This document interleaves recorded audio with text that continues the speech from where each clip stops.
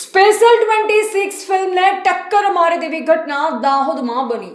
પરપ્રાંત ઇસમો દ્વારા દાહોદની એક બિલ્ડિંગમાં ઓફિસ ભાડે રાખી 2 જ દિવસમાં ઉત્કર્ષ સ્મોલ ફાઇનાન્સ નામક બેંક ઊભી કરી. બેંકના તમામ સેટઅપ અને સામાન માટે ચેક દ્વારા ખરીદી પણ કરી. દુકાન ભાડે રાખી તેનું ભાડું પણ ચેક દ્વારા આપી દીધું. બેંક ઓફિસ બનાવી બેંકમાં દાહોદના નોકરી માટે ઈચ્છુક સ્ટાફ માટે ઇન્ટરવ્યુ ગોઠવી મહિલા પુરુષને બોલાવી રચ્યું નાટક. ત્યારબાદ દાહોદના જ્વેલર્સને ફોન દ્વારા કોન્ટેક્ટ કરી જગન્નાથ રથયાત્રામાં સોનું દાન કરવાનું કહી 200 ગ્રામ સોનું બેંકમાં મંગાવ્યું. ઊભી કરેલી બેંકમાં વેપારીને બોલાવી લોકરમાંથી રૂપિયા આપવાના બહાને પાછળના દરવાજાથી થયા આરોપી ફરાર. દાહોદ એ ડિવિઝન પોલીસ દ્વારા સમગ્ર મામલે 2 ઇસમો વિરુદ્ધ ગુનો નોંધી વધુ તપાસ હાથ ધરી. દાહોદ શહેર એ ડિવિઝન પોસ્ટ વિસ્તારમાં ગઈકાલે એક ઘટના ઘટી હતી ફ્રોડ લગતની.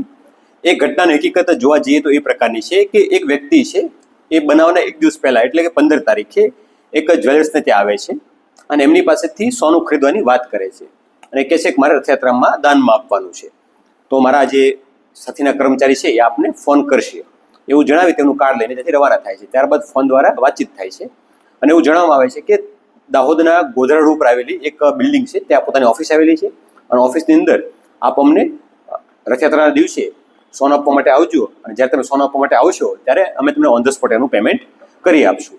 આ પ્રકારની વાતચીતને ભરોસો આપી એ ડીલ નક્કી કરે છે.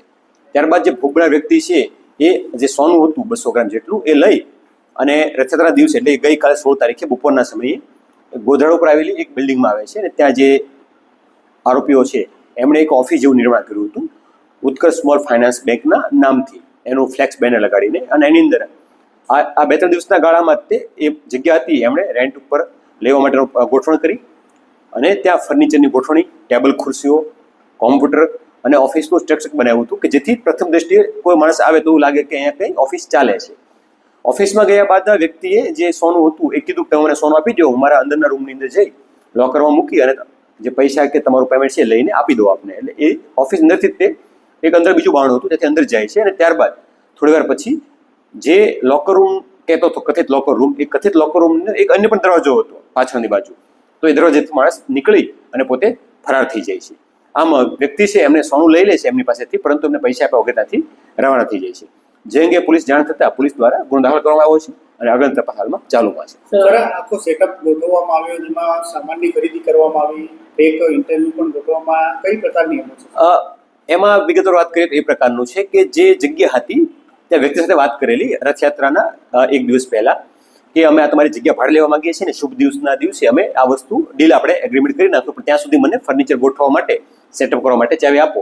એટલે એ દરમિયાન અમે ફર્નિચરવાળાનો અને લોકલ જે કોમ્પ્યુટર વગેરેવાળા લોકો હોય એમનો કોન્ટેક્ટ કરી તાત્કાલિક ધોરણે ત્યાં ફર્નિચર ગોઠવ્યું હતું અને એ તમામ લોકોને પણ ચેક આપ્યા હતા. એવું પ્રથમ દૃષ્ટિએ જણાવ્યું છે કે જે ચેક છે એ આપવાથી આપણે પેમેન્ટ મળી જશે એવો ભરોસો આપ્યો હતો. પોલીસની પ્રારંભિક તપાસમાં કેટલા આરોપી હોઈ શકે છે?